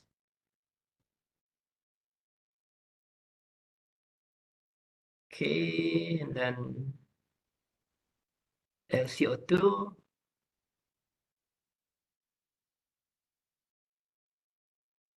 Can you follow me? Okay, this is a static mean group estimation. Okay, right? Can you follow me? Anyone can get my result? Okay. Now you look at this carefully. So the constant variable is too big. And also this is too big. It is impossible for us to have this kind of result. So never mind, we try to check. Oh no, sorry. We try to check. Normally, if you find that your coefficient quite big, extraordinary big, okay, you can check whether your model have a problem with multicollinearity or not. Okay, regression, CO2.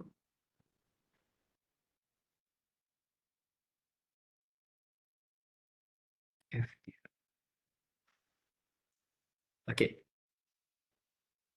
right, and then BIF. Still okay, below 10.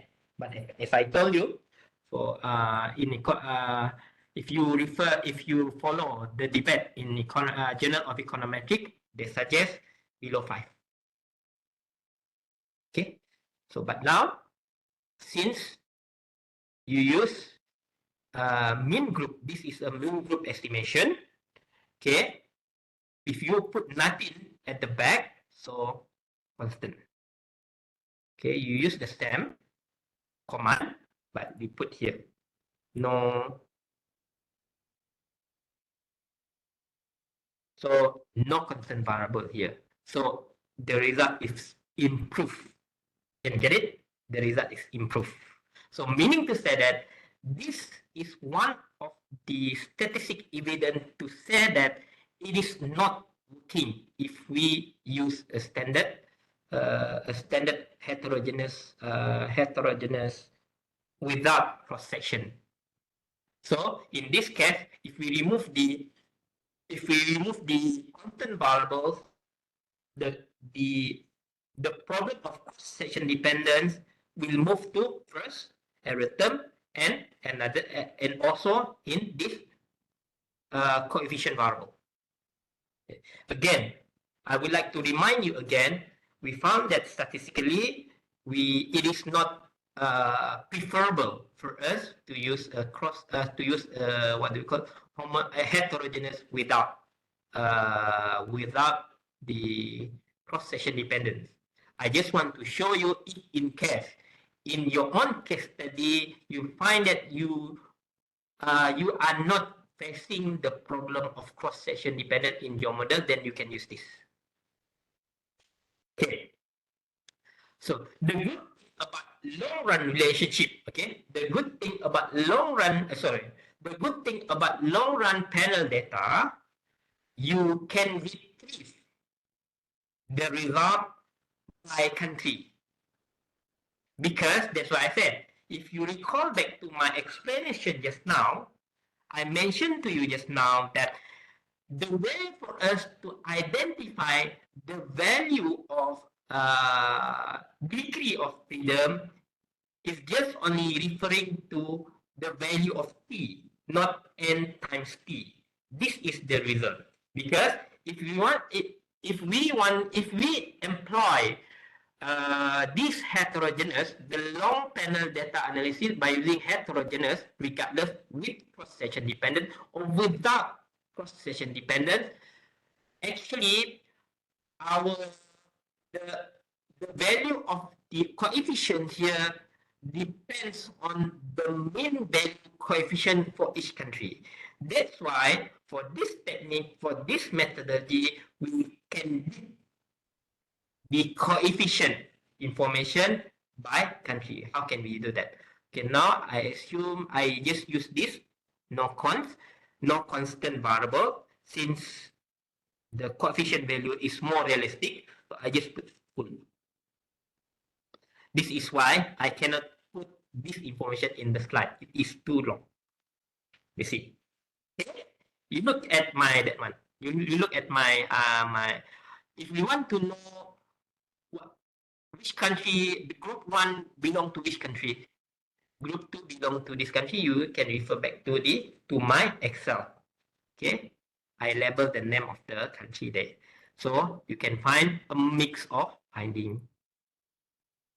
So again, that's why I said, if you want your result, your estimation by countries or individual effect here, or country specific effect here, reliable, and not to say the what do we call it, the estimation is strong, comprehensive or effective, right? You need to use longer T. Try to use, like me, in my case, I use 31. But then again, we need to minus the numbers of independent variable. In this case, I use 4. Then I have my degree of freedom 28. But according to the one who introduced this, if I'm not mistaken, Saran, we still can, even though our degree of freedom is just 27, due to this advanced technique, even though it is 27, it is still sufficient to be our sample to come out with a robust estimation. This is what it means.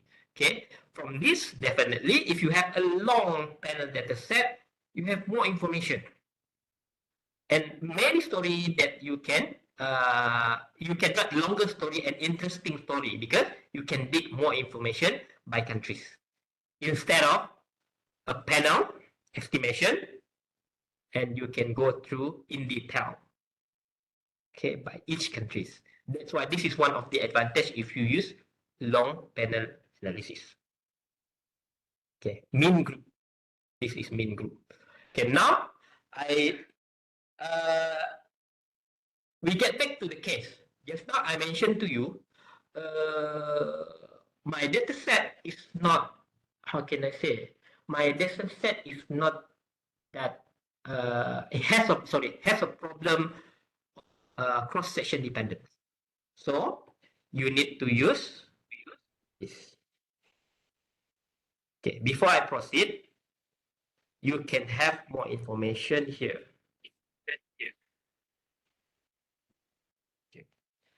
Okay, you see? Can you follow me? You can see the details for this command, right? As you can see here, this is the main group, and then you can go through the a type of estimation here. You look here. Okay, if you just use main group, this is a model for heterogeneous without cross-section dependence. So if you want to relax the problem of cross-section dependence to improve your result, since statistically, in my case, I found that I have a serious problem of cross-section dependence. So you can use this.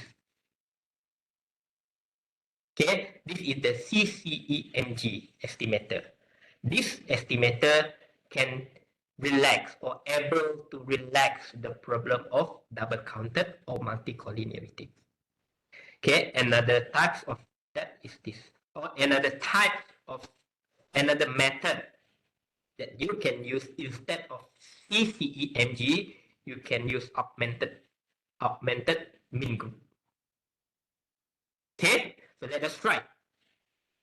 Okay, so before I proceed, you can try if let's say you want to use mean group. You have not, you do not have any problem with cross-section dependence. You can try to use this to improve your result. You can see which one is giving you a good result. You can put robust. Robust means robust will fix your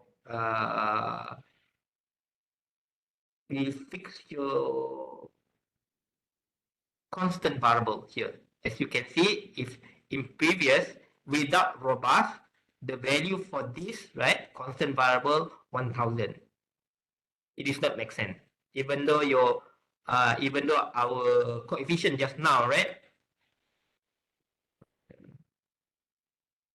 this one, right, for y square 1000, impossible. It does not make sense. Okay, but now if we put robust, we do some adjustment or remedy, then we can improve the result. Instead of that, you can put trend. Okay, you will have constant and trend. Okay, or else you can put trend here and add with robust adjustment. This is the result. Okay, you see? Without adjustment, you see the constant here, 50,000. It does not make sense. Okay, your coefficient. Why it does not make sense? You have log it. It is in the nature of log. It is impossible to hit to that number. This is what it means. Okay, but then you put robust here, then this command will do some adjustment or remedy. It can be outlier, it can be some noise, okay, some general noise that can be removed, simply removed by using this command, then you can improve the result. You get it? Can I proceed? Yes, Prof. Can. All right. Hopefully you can follow me. All right. Now we try the MG. Okay, the main group section dependence. Okay, and we believe that that is the most superior model because according to the test just now to say that we have that kind of problem, we can try CCEMG. Okay, you see again. Okay, the constant value is too big. Okay, then we try to put some remedy here. See how's the result? Yeah, better than before. Okay, better than the initial one. Okay, how about we put trend? Can you follow me? Am I too fast? Okay, you see, we put trend constant too big, too huge, and then for coefficient for trend is acceptable. Okay, so not significant and not significant at all. Okay, and then okay, so we put robust here. Okay, robust improve, right? You see the constant improve, and then for coefficient for trend also acceptable, but unfortunately most of the variable are not significant, just only energy significant, and increase in energy will cause to an increase in CO2. Okay, Okay, this is the first technique. I recall back, I want to highlight back, this is a static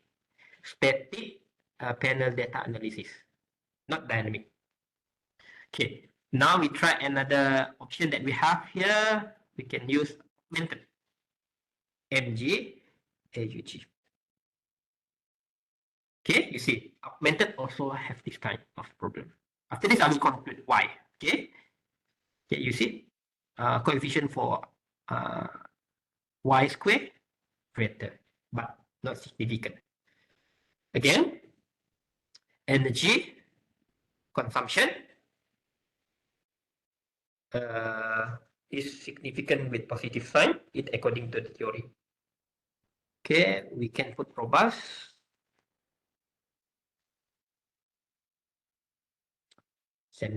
Improve. Okay, it improved, constant variable. And then we try to put trend. After the result, still got problem with your constant variable, constant coefficient, and then y square. And you put robust here. Okay, you find that it's improved than in previous. Again, all of this model consistently suggest only energy consumption is significant with positive value. Same with the ordinary how can I say, ordinary mean group. We can retrieve the information by country. We just put full. You can find this. Okay, you see, sometimes the panel estimation is not giving you a good story because the panel estimation just suggests this. Okay, just only suggests energy consumption is significant with positive value.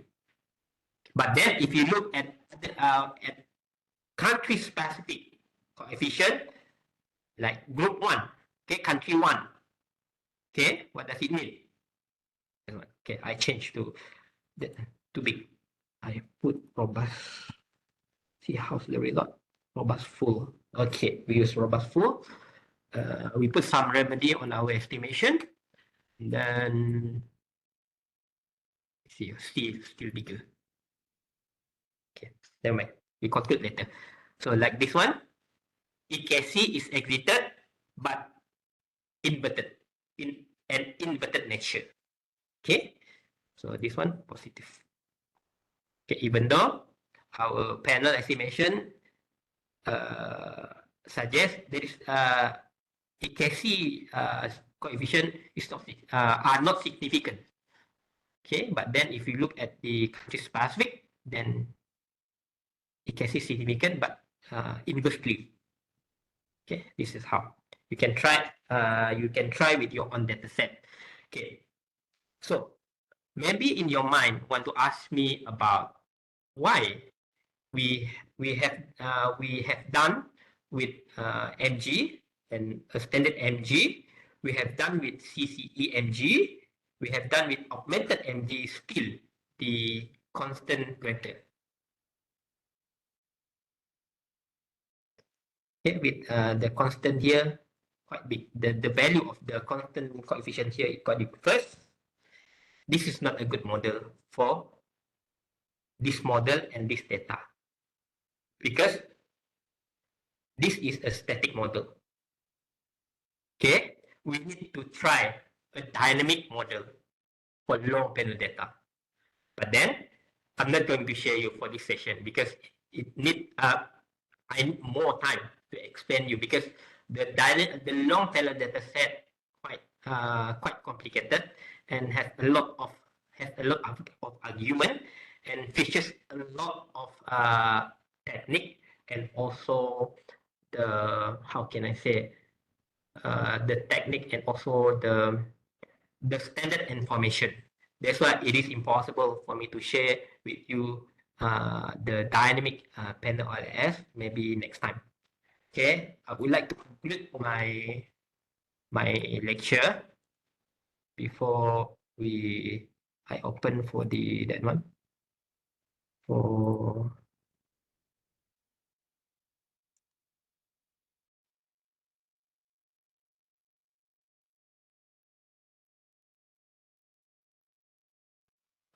Kejap, kejap.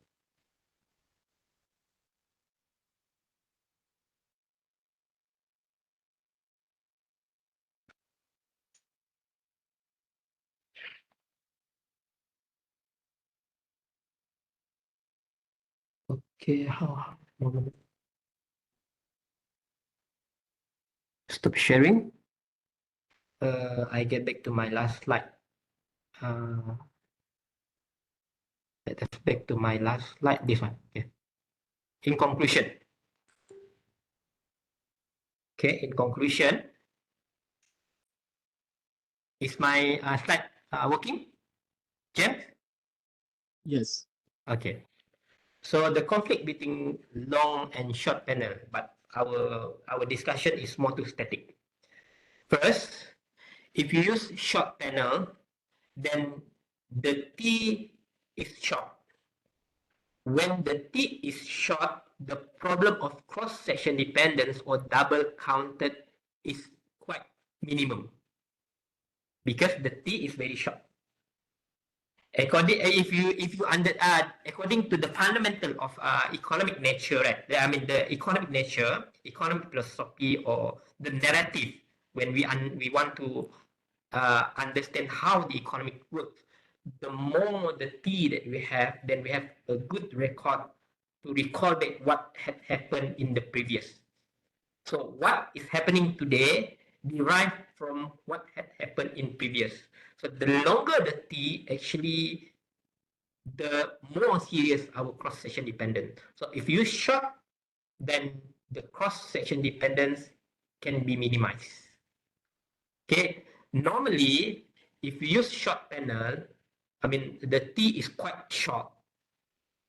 Then I think normally the cross-section dependence is insignificant. If you do the test, the cross-section dependent test, you will find that it's mostly insignificant. So there is no serious problem of cross-section dependent. I'm not using the word of there is no the problem of cross-section dependence or double counted exist in the model, but I use the word not too serious and not too, how can I say, not too serious or it's very little, it's very minimum that statistically it is quite difficult for the technique, okay, the method to capture that problem. So for long panel, section dependent is quite significant. So if you want to do your research project, your thesis, master, and PhD level, this is the thing that you need to concern the most. Even though you want to come up with a good paper that you want to publish in a good journal, and definitely one of the reviewers are from econometricians. They are quite serious with this. Okay, quite, how can I say, micromanage with this. So the long panel, it is very rare for us to use a standard heterogeneous without a standard heterogeneous estimation, because nowadays we have an alternative. If your publication in 2010 example, 2015 example, then would be fine, because during that time we did not have many alternatives to cater the problem of cross-section dependent. So how about if, let's say, you are not so confident with the long panel data analysis with cross-section dependent, then would be fine. My suggestion, let's say you have 30 decades. We have 30 decades. T includes 30 decades. What you can do, you divide by 3. 10 years, 10 years, 10 years, and come up with the summary of your finding. You find in this decade the coefficient like this. In the next decade, the coefficient has changed like this, and onward. If you ask me, since we have a lot of technique nowadays, up to now we have even static, we have multiple technique. Long panel data have multiple techniques, right? Which one the best? Which one better? okay, my own understanding, okay, full OLS random effect model, fixed effect model is still the best. Same goes to this, even though we have time series data analysis, parallel data analysis, but then if let's say we can reach to blue, okay, we can reach to blue, a standard OLS still the best. But somehow we are now have, not to say have a problem, we have to admit that our economy is dynamic. Okay, and then we deal with human. The test and preference keep is the test of and preference of a human keep on changing. Now we have a technological blooming. Last time we thought that Google is enough, but nowadays we have digitalization, and after the digitalization we have another platform so-called as the metaverse. Okay, and then we have AI and so on. That's why, due to that nature, that's why we need to have multiple technique, multiple methodology that can cater the current problem that we are facing. Okay, the third one, for short panel data analysis would be fine. Definitely, you will have how can I say, enough or sufficient degree of freedom. That's why I said, if you ask, that's why I said just now, if you ask me which one better, since we have a lot of technique nowadays, I still believe that random effect and peak effect model is still the best if, let's say, we can come up with the statistical evidence to say that all diagnostic testing are good, and that the best evidence to say that our model is in good fit. Okay, so short panel data analysis or long panel analysis, it depends on the nature of the study that you want to use. Okay, as I in this slide just now, I've shown you the example of my my studies, okay, to use long panel data analysis. But then the static long panel data analysis seems cannot give me convincing information. So what I need to do next, I need to try to use dynamic panel data analysis to see whether the result is consistent or I can get more information from that.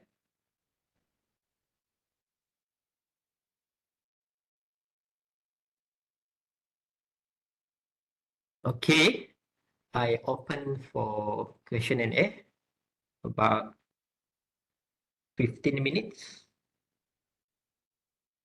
You can ask me through voice or you drop me a text here.